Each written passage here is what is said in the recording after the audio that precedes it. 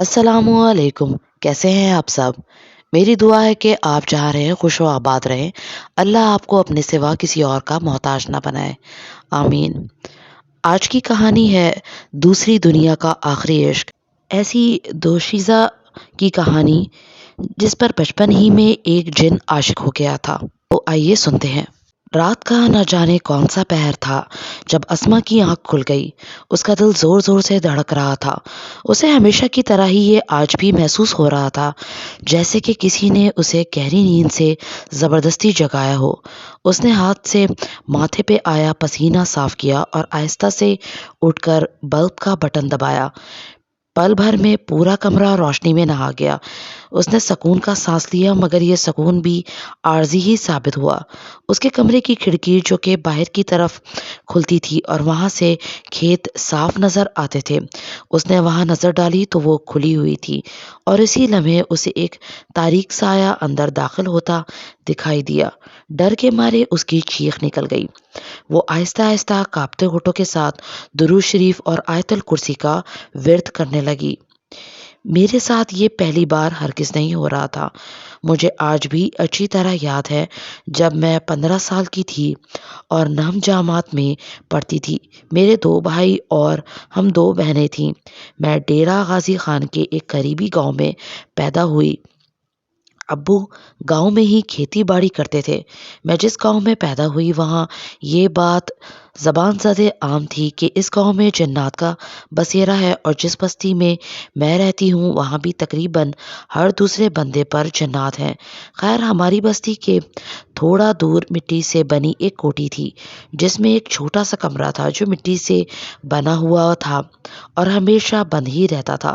اس کے ارد گرد اینٹوں کی دیواریں تھیں اور وہاں کسی کو بھی جانے کی اجازت نہیں تھی۔ بڑوں کا کہنا تھا کہ وہ جگہ بھاری ہے اور وہاں کسی برے سائے کا بسیرا ہے، اس لیے وہاں کوئی عورت تو کیا رات میں بھی مرد بھی جانے سے ڈرتے تھے۔ وہ جگہ دن میں بھی بہت پرسرار لگتی تھی۔ بستی سے تھوڑا دور کھیتوں میں وہ کوٹھی واقع تھی۔ ارد گرد کھیت اور درمیان میں وہ کوٹھی۔ اس کے قریب ہی ایک بڑا گھنا سا درخت جسے دیکھتے ہی رونگٹے کھڑے ہو جاتے تھے۔ جس زمین میں وہ کوٹھی اور درخت تھا، اس زمین کا مالک کئی بار اس کوٹھی کو ختم کرنے کی کوشش کر چکا تھا مگر کوئی بھی وہ کوٹھی توڑنے اور درخت کاٹنے کو تیار نہ تھا۔ اس نے کئی بار مولوی کو بلا کر وہاں قرآن مجید پڑھوا کر اس سائے کو ختم کروانے کی کوشش بھی کی مگر قرآن مجید شروع کرتے ہی وہاں سے ایسی خوفناک آوازیں آنا شروع ہو جاتی کہ روح تک کانپ اٹھتی تھی۔ سو وہ آج تک اسے ختم کرنے میں کامیاب نہ ہو پائے تھے۔ خیر مجھے بھی وہاں جانے سے منع کیا گیا تھا اور میں وہاں جاتی بھی نہیں تھی مگر میری قسمت مجھے وہاں تک لے گئی۔ اس دن عید کا دن تھا اور ہم خوب تیار شیار ہو کر خوشبو لگا کر باہر سیر کو نکل پڑے۔ میرے ساتھ میری بہن اور گاؤں کی لڑکیاں بھی تھیں۔ ہم گھومتے گھومتے پتہ نہیں کیسے اس جگہ پہنچ گئے تھے مگر کسی نے دھیان ہی نہ دیا اور ہم اس درخت کے سائے میں بیٹھ کر باتیں کرنے لگے۔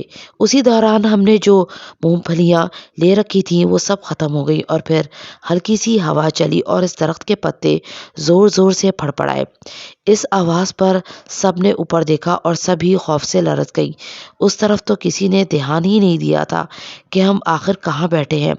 پھر سب نے آؤ دیکھا نہ تاؤ یکدم بھاگنا شروع کر دیا اور ان سب میں سب سے زیادہ خوفزدہ تھی اور پوری جان لگا کر بھاگنے کی کوشش کر رہی تھی کہ ایک دم زور سے گری اور پھر میری آنکھوں کے آگے اندھیرا چھا گیا۔ جب میری آنکھیں کھلی تو میں اپنے گھر میں تھی۔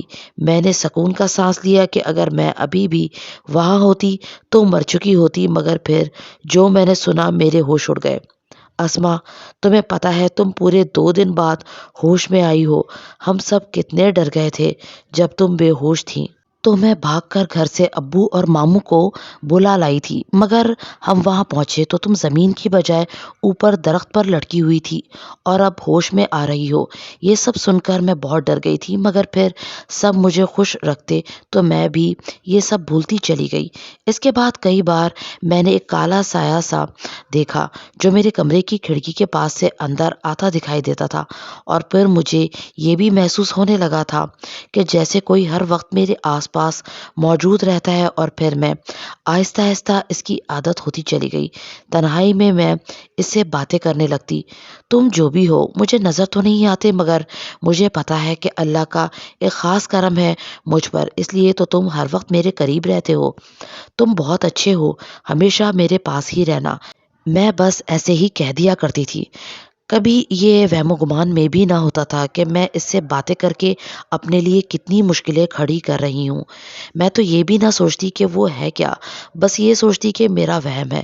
پھر اصل حقیقت تو تب پتہ چلی جب میں 15 سال سے 20 سال کی ہوئی اور میری شادی طے ہو گئی۔ اس دوران میں بہت ہی خوش تھی، مگر ایک رات وہ ہوا جو میں کبھی سوچ بھی نہ سکتی تھی۔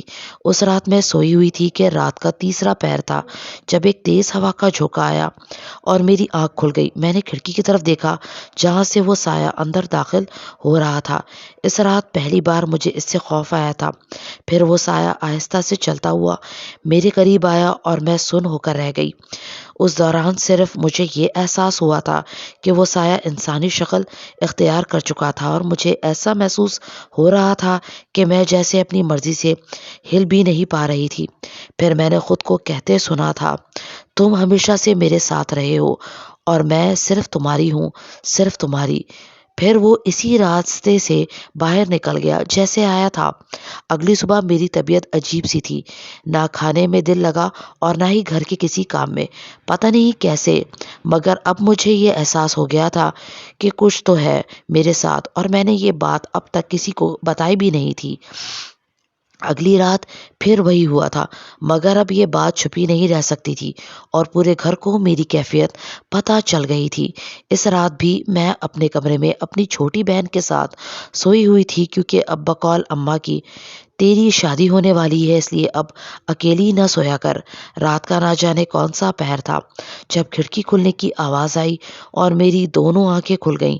دل زور زور سے دھڑکنے لگا اور میں ڈر سے کانپنے لگی، مگر میں آہستہ سے اٹھی اور کھڑکی کے سامنے جا کھڑی ہوئی۔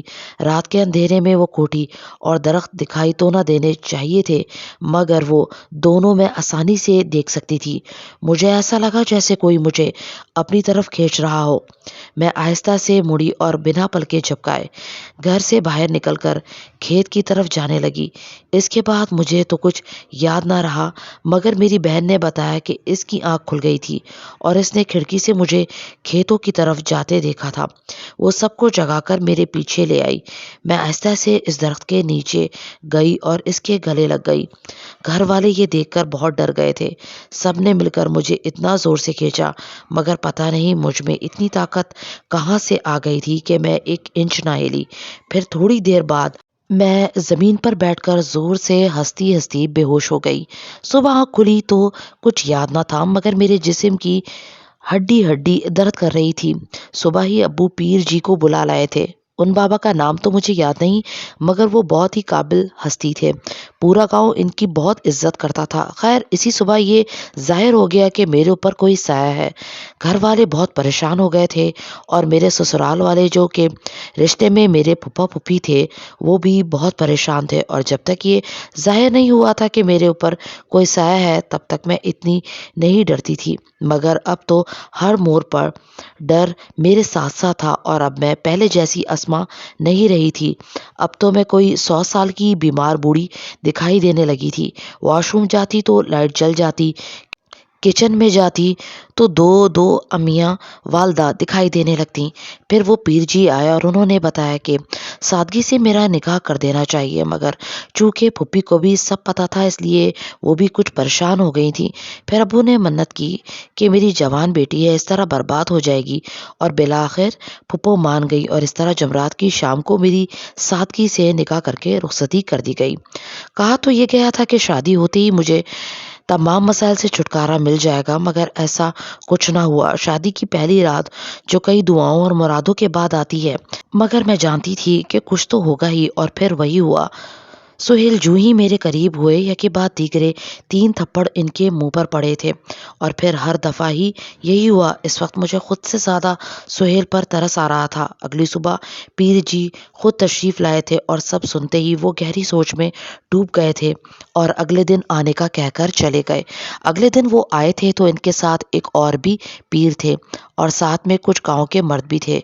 पीर जी ने मुझे कहा था कि 5 वक्त की नमाज अदा करना, मगर 5 वक्त की तो क्या, मैं तो 1 वक्त की नमाज भी ना अदा कर पाती थी, और हफ्ता हफ्ता नहाती तक ना थी। इस दिन पीर जी ने बहुत मुश्किल से मगर इस साये को काबू कर ही लिया था, और उन्होंने इसे मुझे छोड़ने के लिए कहा, मगर वो ना माना और फिर अपनी असली शक्ल में आ गया। लंबे लंबे और बिखरे बाल, बदनुमा चेहरा, बड़े बड़े दांत, जिसे देखते ही कराहियत महसूस हो रही थी।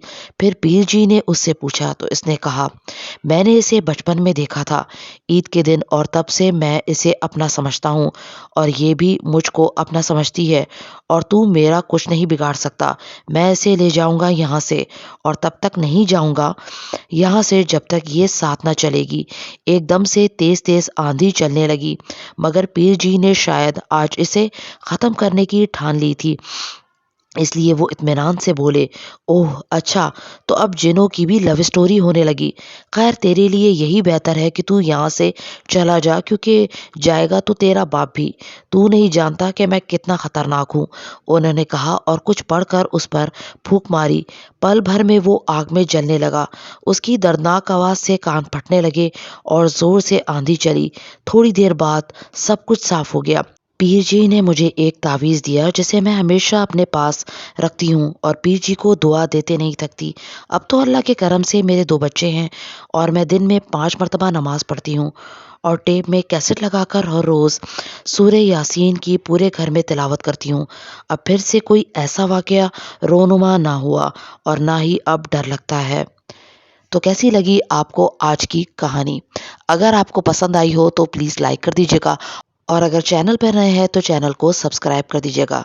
फिर मिलूंगी एक नई सनसनीखेज खौफनाक कहानी के साथ। अपना बहुत ज़्यादा ख्याल रखिएगा। Thanks for watching this video. अल्लाह हाफिज़।